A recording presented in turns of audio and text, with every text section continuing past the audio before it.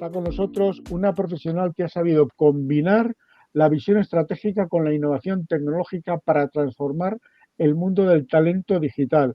Licenciada por ICADE, Nieves fue fundadora de familiafacil.es, una plataforma pionera en conectar familias con profesionales del hogar, y actualmente es socia de GK Capital y vicepresidenta global de The Wise Seeker, una empresa que aplica la inteligencia artificial para descubrir y desarrollar el talento. Nieves, muchas gracias por acompañarnos. La inteligencia artificial en todos lados, ¿verdad?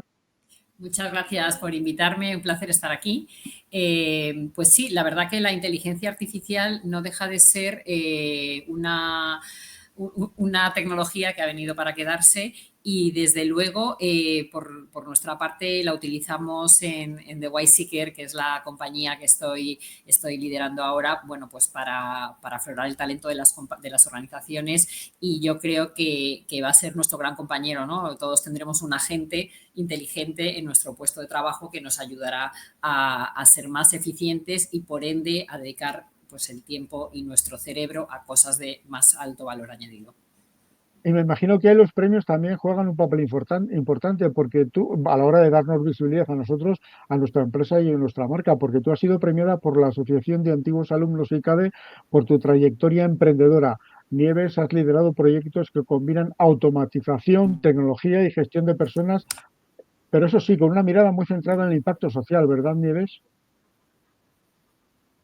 Sí, la verdad que yo desde el principio, cuando monté Familia Fácil, mi visión era cómo puedo con la tecnología ayudar a las personas más desfavorecidas. Pensemos que en los años que yo emprendí, en el año 2010, 2011, bueno, pues estaban aquellas plataformas o marketplaces que pueden ser Infojobs, que conectaban a empresas con comerciales, con ingenieros.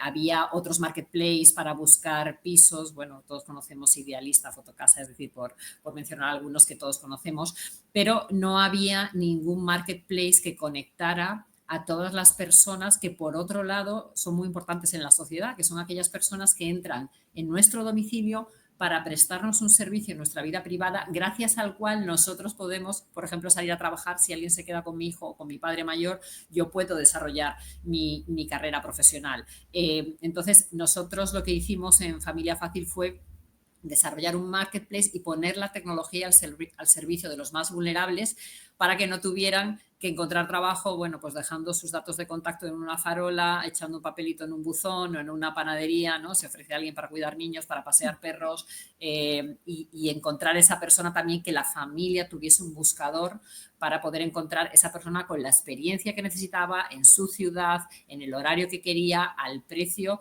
que acordaban en la relación contractual que finalmente acontecía entre la familia y el trabajador. Tú, además, me gustaría que nos resumieses tu recorrido profesional. ¿Cómo lo ves desde Familia Fácil hasta ahora? Porque ha sido un recorrido siempre de éxito. Bueno, pues ¿sabes qué pasa? Que yo creo que la definición de éxito, cada persona o en cada lugar se define de una manera. Para mí, el éxito es no frenarme con mis miedos. Es decir, cuando yo emprendí, había muchas incógnitas, siempre hay muchas incógnitas. Los emprendedores no saben lo que va a pasar. Cuando tienes la suerte, además, como tuve yo, de tener emprendedores, o sea, financiadores o inversores como Bonsai Venture Capital, Marda Esteve, es decir, que tuve Jesús Usar, en fin, bueno, muchos que confiaron en el proyecto. Nadie sabíamos lo que iba a pasar. Estábamos abriendo un sector. De hecho, Familia Fácil fue el primer proyecto que en España puso en marcha el conectar a través de Internet a los cuidadores con las familias que contrataban, ¿no? Entonces, en este punto de vista, nosotros lo que hicimos fue conectar y dar la tecnología, prestar ese servicio tecnológico tanto a las familias que buscaban como a los cuidadores que buscaban el trabajo. Y ese contacto de oferta y demanda, sin tener un intermediario, no necesariamente tiene que haber un intermediario, hizo que realmente el empleo social se potenciara, porque muchas familias consiguieron contratar a las personas adecuadas gracias a que los requisitos, digamos, el encaje de perfil puesto que las compañías y en recursos humanos lo tienen muy a mano. En el mundo personal, donde las familias muchas veces no saben a quién acudir, ni la persona que a lo mejor alguien les recomienda tiene los requisitos o la experiencia que realmente de cuidado esa familia necesita. Entonces, si yo necesito un auxiliar de geriatría que haya cuidado a una persona con Alzheimer o con Parkinson, lo normal es que la persona que encuentre por la calle o a través de un amigo no tenga esa experiencia. En cambio, en el buscador de Familia Fácil sí podían poner todos esos requisitos y encontrar y hacer match, digamos, con la persona que cumplía todo eso que la familia requería. Está claro que tú tienes experiencia en abrir empresas, pero también en cerrarlas. Familia Fácil la cerraste. Me gustaría que nos contases el aprendizaje más importante que te llevaste de haber creado Familia Fácil a cerrarla, porque ahí se aprende mucho y Bueno, o sea, se dejan heridas en el camino, porque al fin y al cabo es tu sí, criaturita. claro, bueno, fíjate, eso que acabas de decir para mí fue un gran trabajo. Yo hubo un momento en que cuando tú cierras una compañía te da la sensación de que esa compañía, bueno, yo tengo 2 hijas, que es tu tercer hijo, ¿no? Que es tu creación, y realmente es tu creación. Y es muy importante tener en cuenta que es tu creación, no es tu hijo, que a veces verbalizamos cosas que no son. Mis hijas, gracias a Dios, son mis hijas y no tiene nada que ver con un proyecto, ¿no? Un proyecto inicia y un proyecto puede terminar, ¿vale? Lo importante es tomar conciencia y no involucrar tanta emocionalidad en los proyectos profesionales y a veces impiden incluso que tú veas el camino, ¿no? Es decir, si emocionalmente estoy muy ligado a mi proyecto, a lo mejor no tomo las decisiones que objetivamente tendría que tomar, ¿no? Entonces, a veces hay que saber cerrar los proyectos, a veces el mercado te obliga, en mi caso la pandemia fue bueno, pues la principal causa por la que tuvimos que cerrar. Fue un momento muy duro también para los cuidadores y para las familias y la no movilidad. Entonces, unido a un proyecto que yo desarrollé en turismo, que justamente turismo cero en la pandemia, entonces a mí se me montó la tormenta perfecta, pero para mí hubo un aprendizaje y eso yo creo que a lo mejor sí le sirve a alguien que lo pueda escuchar, y es que yo soy la creadora, no soy la creación, que la creación desaparezca no significa que yo no tenga la capacidad de crear o seguir creando, ¿no? Si a un alfarero se le rompe un jarrón, no significa que el alfarero muera, sino el alfarero sigue haciendo nuevos jarrones, ¿no? Entonces, es muy importante este desapego emocional de los proyectos, yo creo, hacerlo con pasión, porque eso es fundamental, pero tener la emocionalidad justa que te permita también mentalmente y racionalmente tomar las decisiones que necesitas y a veces, bueno, pues las cosas en la vida todo tiene un comienzo y un fin, y saber cerrar etapas es bueno. Yo me preguntabas antes, después de cerrar Familia Fácil, volví al mundo empresarial, dirigí 2 empresas del grupo ADECO, y la verdad que pude llevar todo ese conocimiento que había aprendido, ¿no? En el mundo del emprendimiento. No te das cuenta de todo lo que aprendes o de todo lo que sabes hasta que luego lo puedes poner en práctica o ponerlo a disposición de otras empresas. Ahora, como comentabas, yo trabajo en The White Seeker, una empresa de inteligencia artificial, pero puedo hacer el trabajo que estoy desarrollando y ayudando a esta compañía a tener un desarrollo de negocio y abrir nuevos modelos de trabajo gracias a todo lo que aprendí. Y muchas veces lo aprendí sin saber que lo estaba aprendiendo, ¿no? Porque realmente tú pones en práctica cosas cuando estás en tu startup, el mercado te devuelve si realmente estabas acertado o no en aquello que hiciste, y tú puedes pivotar muy rápido, y esa agilidad también te obliga mentalmente a desarrollar modelos de negocio que a lo mejor cuando tú hiciste tu plan estratégico de tu startup, pues te das cuenta que a los 3 meses ese papel no vale para nada. O sea, realmente tienes que estar todo el rato viendo cómo reacciona el mercado, reaccionando y cambiando o girando o abriendo nuevos servicios que a lo mejor el mercado demanda y tú inicialmente no habías pensado desarrollar. Al principio de nuestra conversación hablabas un poco del tema de la conciliación por encima. También nos has comentado que tienes 2 hijas. ¿De qué edades? Pues mira, ya tienen 22 años, una ha terminado la carrera y 20 la pequeña. O sea, que eran plenamente consciente cuando cerraste la empresa. ¿Cómo se vivió eso en casa? Porque, claro, cuando uno habla con emprendedores, parece que para el emprendedor lo único importante es la empresa. Y desde mi punto de vista, eso no es así. O sea, la empresa estará muy bien, pero si te tienes un poco, desde mi punto de vista, de sentido común, lo primero es tu familia. ¿Cómo lo vivieron ellas, precisamente el tema de que cerrases la empresa, la situación sobrevenida del, de la pandemia? No había forma de trabajar, de que aquello llegase adelante. Imagino que debió ser bastante complicado para ellas en esos momentos, eh, Bueno, porque se encontrarían con una madre muy preocupada por la situación, lógicamente. Pues mira, cuando yo emprendí el proyecto de Familia Fácil, mis hijas tenían 5 y 7 años, eran muy pequeñas, pero ellas ya veían que mamá hacía algo, no tenía un trabajo como el resto de los papás, ¿no?, del colegio. Y yo recuerdo a mis hijas yendo a veces a clase. Yo había hecho unos flyers, unos folletos para darme a conocer a padres que tenían hijos pequeños, para que pudieran buscar cuidadores.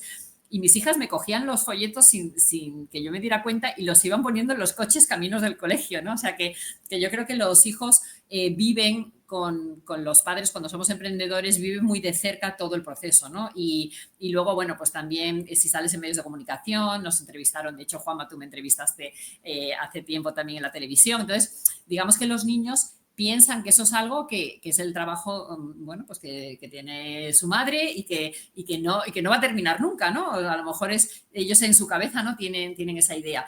Entonces, cuando yo tuve que cerrar Familia Fácil, ellas ya tenían una edad, eran adolescentes, y yo tuve que sentarme a explicarles cuál era el proceso que yo había seguido con la empresa, por qué la pandemia nos había afectado tanto. Es verdad que en mi caso era más fácil de entender porque en la pandemia pues muchas compañías por desgracia cerraron, eso estaba en los medios de comunicación, o sea, mis hijas vieron que yo fui una más de las que, bueno, pues pasaron por ese proceso en un momento tan complicado como fue la pandemia, ¿no?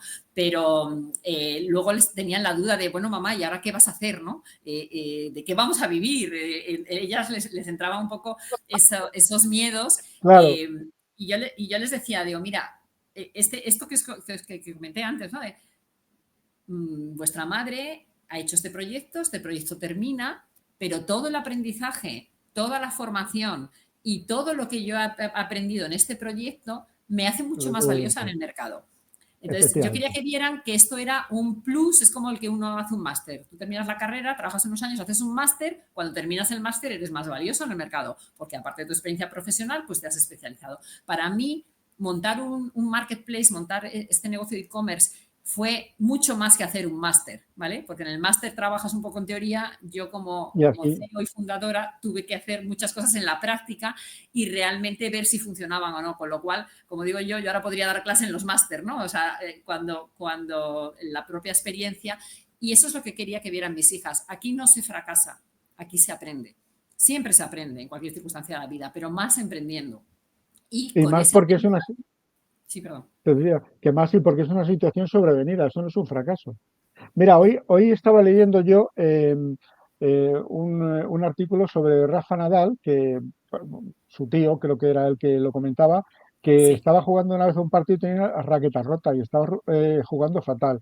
Y él lo que seguía con la raqueta y al final cuando le dijo su tío, ¿por qué sigues con esa raqueta? Dice, bueno, pues como siempre tengo yo la culpa, pensé que era mía la culpa, o sea, que se la echaba a él, o sea, por un lado, la capacidad y el sentido común y la humildad de decir, bueno, pues esto no ha funcionado. Por otro lado, bueno, es que tampoco podía funcionar en la situación que estábamos cuando han muerto cientos de miles de personas. O sea, que nos estamos encontrando en una situación sobrevenida. De todas formas, a mí lo que me gustaría es saber qué es lo que te motivó a motivarte en el mundo de la tecnología aplicada al talento. Pues mira, una vez que terminé o cerré la parte de Familia Fácil y después de haber pasado por el mundo corporativo otra vez, yo siempre he estado muy ligada a la tecnología y yo sabía que tal vez esta es mi última ola tecnológica, pero yo todo lo que era inteligencia artificial, blockchain, o sea, era algo que no quería perder. Y de hecho me formé, me informé, estuve hablando con distintas empresas porque yo quería saber también si la inteligencia artificial, el blockchain, que todo el mundo hablaba, cómo se podía aplicar de verdad en un proyecto, un servicio que realmente pudieran aplicar las empresas. O sea, no hablar en algo muy conceptual, sino realmente ver qué empresa hoy en España o qué empresas hoy en España estaban desarrollando productos y servicios que podían ser aplicados directamente en las compañías, donde yo podía aportar toda la experiencia que traía de haber montado un negocio B2C, B2B en Familia Fácil, ¿no? Con mi marketplace. Sí. Y justamente encontré al fundador de The White Seeker, y entonces fue cuando, bueno, pues digamos que encajamos. Juan Sánchez Mases tuvo una comida conmigo, me contó su proyecto y a mí me ilusionó porque es un proyecto donde la inteligencia artificial está, como te decía, vinculada a aflorar el talento dentro de las compañías, y me parece que es un momento muy dulce, ¿no? Porque todas las compañías se tienen que volver ágiles, ya la estructura de puestos de trabajo, tareas, ya no encaja, las empresas tienen que ir muy rápido, tienen que crear equipos de alto rendimiento. Entonces, ¿cómo yo puedo saber todo lo que mis empleados saben? Que muchas veces en las empresas no se sabe qué conocimientos tienen realmente los empleados. Se intuye, si uno es un buen vendedor, entiendo que sabe técnicas de venta, luego las empresas hacen sus planes de formación, pero a veces es un poco sopa para todos, porque no sé si alguien sabe mucho o alguien sabe poco y poder personalizar el itinerario formativo. Entonces, todo eso es muy complicado si no aplicas la tecnología, y en este caso la inteligencia artificial pues ha llegado para quedarse, y en el mundo de talento, desde luego, pues con mucha más razón. Como complicado también es el tema de la seguridad, la ciberseguridad. Tú no eres una experta en la materia, está claro, ya me lo has comentado antes, pero sin embargo, imagino que también te preocupa, porque claro, un ataque a tu empresa, dependiendo de la capacidad de resistencia que tenga, puede ser una cosa anecdótica dentro de un año o puede hacer que una empresa mediana cierre, que la duración suele ser de 6 meses una vez que son atacadas. Esto, eh, imagino que también lo tratáis en el día a día, tenéis gente especializada, lógicamente. Pues mira, yo te diría que la ciberseguridad es clave, ¿vale? Es algo que está siempre encima de la mesa. Nosotros hemos implantado muchas medidas. Además, piensa que a veces cuando tú tienes muchos datos, en este caso nosotros de miles de empleados, tenemos datos de nuestros clientes, de nuestros proveedores, las medidas de seguridad que tenemos en todos los servicios que trabajamos en la nube, pues que trabajamos con Amazon, con Google, es decir, con grandes compañías que a su vez ya tienen implantadas medidas de seguridad, pero a veces la cadena de la seguridad se rompe por el eslabón más débil. Es decir, imagínate que alguno de los empleados, le entra un correo y a través de ese email pincha y mete un virus en el sistema. Entonces, hemos implantado medidas de seguridad de los correos con doble verificación, backups, un montón de medidas que hacen que también tengamos un disaster recovery plan, es decir, qué pasa en un momento dado si hay un ataque, cómo podemos actuar, y eso ya lo tenemos implementado. Y a la vez, pues mira, creo que es súper interesante siempre contar con empresas que son expertas en ciberseguridad, porque muchas veces, oye, zapatero a tus zapatos, yo sé mucho de un tema, y a la vez tengo que tener proveedores que me ayuden a complementar todo eso. La ciberseguridad es clave. En la compañía no lo hemos tomado muy en serio, hemos formado a cada uno de los empleados, y es un tema, como te digo, que en todos los comités mensuales está encima de la mesa. Hablábamos antes también de la IA y sobre todo de cómo está transformando, pero ¿cómo está transformando la selección del talento la IA? ¿Podemos fiarnos de ella o siempre tenemos que estar nosotros ahí controlando la IA? Esto Fíjate es que, importante, que aquí todo el mundo piensa, no, no, esto me lo ha dicho el ChatGPT, Gemini, para Plexity, creo que es para Perplexity, que lo tengo aquí instalado, o sí, cualquier otro, y nada, esto a misa. Yo desde luego no me fío absolutamente nada y lo compruebo absolutamente todo. Yo no sé cómo lo ves tú.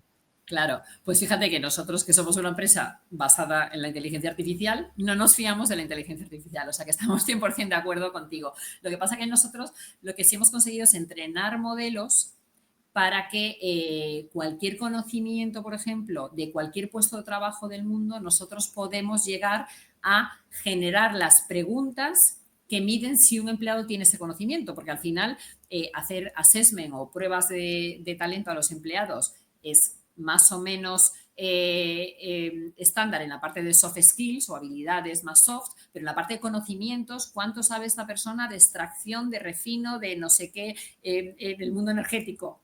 ¿O cuánto sabe esta persona del mundo financiero o actuarial? ¿Cuánto sabe del mundo del seguro, etcétera? Entonces, nosotros lo que hemos hecho es utilizar la inteligencia artificial para entrenar modelos que sean capaces de ver muchas fuentes de información, tanto del mercado como de los clientes, y generar las preguntas que luego tenemos un modelo de validación, y por eso es un modelo supervisado por humanos siempre, y por la inteligencia colectiva, porque hay otra cosa que es cuando miles o decenas de miles de usuarios utilizan algo que la inteligencia artificial ha generado, ahí se ve si tiene sentido o no. Por ejemplo, se pueden generar preguntas con inteligencia artificial si todas las personas evaluadas esas preguntas las resuelven y las contestan bien. no son preguntas que discriminan, con lo cual tenemos que eliminarlas y crear preguntas que realmente discriminen a la gente que estamos evaluando, ¿vale? Entonces, obviamente la inteligencia artificial es una gran ayuda, no se puede dejar a la inteligencia artificial que tome decisiones sola, pero es verdad que el nivel y el alcance que tú puedes llegar a desarrollar gracias a la inteligencia artificial sería muy difícil si solo fuéramos humanos los que trabajáramos. Entonces yo creo que esa combinación perfecta, como cuando llegó el e-learning, ¿no? Que decían el e-learning va Va a acabar con todo. la formación presencial y no, ¿qué ha pasado? Pues que está el blended learning, ¿no? Que es, vamos a ver online lo que tiene sentido ver online, pero presencialmente tenemos que trabajar otra formación. Entonces, en el mundo de la inteligencia artificial yo creo que es lo mismo, ¿no? Es qué cosas podemos automatizar o qué cantidad de información la inteligencia artificial puede procesar de manera mucho más rápida que un humano y a partir de ahí, cómo el humano supervisa el trabajo generado por la IA, ¿no? Pues Nieves, nos queda apenas minuto y medio, y no me gustaría despedirte sin que nos cuentes algo que a ti que te parezca importante, que no hayamos tratado, lo que tú veas conveniente, y para agradecerte que hayas estado con nosotros este tiempo. Bueno, pues yo me gustaría animar a la gente que se esté planteando emprender, sobre todo emprender en tecnología. Yo creo que en el emprendimiento hay mucho para aprender profesionalmente, pero hay mucho para aprender personalmente. Cuando tú eres emprendedor te enfrentas a ti mismo, ¿no? Cuando estás de subidón tienes que decir, oye, bájate un poco de la nube, y cuando estás de bajón tienes que elevarte. Es decir, que es un control y un conocerse a uno mismo cuando estás emprendiendo, y a la vez cómo otros se suman a tu proyecto por la ilusión que tú tienes y la energía que pones en ese mismo proyecto, ¿no? Entonces, cuando alguien tenga una idea, yo lo que les diría, que nadie te cuente lo que no puedes hacer. A mí me dijeron muchas veces, oye, toda esta gente que tú quieres que busque trabajo es gente que no tiene estudios, que muchas veces no tiene acceso a la tecnología. Y al final, mira, no era mi opinión ni la suya, si yo llegué a tener casi 1 millón de personas en base de datos buscando trabajo, imagínate, de este perfil de personas que venían muchas veces de otros países, ¿no? A buscar trabajo en España y con muy poco nivel de estudios, a veces ninguno, ¿no? Entonces, si yo hubiese escuchado a esas personas que me decían, eso va a ser imposible, nunca habría montado Familia Fácil. Entonces, hay que tener una dosis de cabeza, pero hay que tener mucha ilusión y creer en tu intuición. Realmente el mundo quiere esa forma en la que tú solo eres el que va a ofrecer ese servicio. Puede haber muchas panaderías en el mundo, pero si tú montas una panadería y lo pones con tu corazón y con tu alma y con tu ilusión, la gente irá allí a comprar ese pan porque hay mucho más que pan.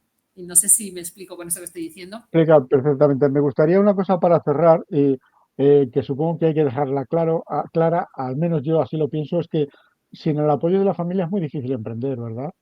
Es muy difícil, Juanma. Yo creo que Si la no te familia comprenden, es fundamental que te entiendan. En la vida del emprendedor no es fácil, a veces tienes horarios muy exhaustivos, tienes momentos muy complicados, el fin de semana a veces, bueno, yo hablo mucho de conciliación y yo intentaba siempre separar mi vida personal y profesional, pero es verdad que cuando es tu propio proyecto parece que se desdibuja un poco la línea, ¿no?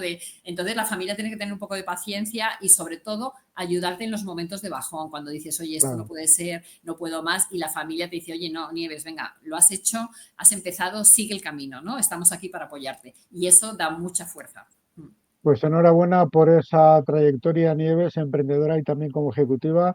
Muchísimas gracias, y a seguir dando guerra, que es lo importante, y con el apoyo de la familia, sobre todo. Eso es. Muchísimas gracias, Juanma. Un saludo a todos.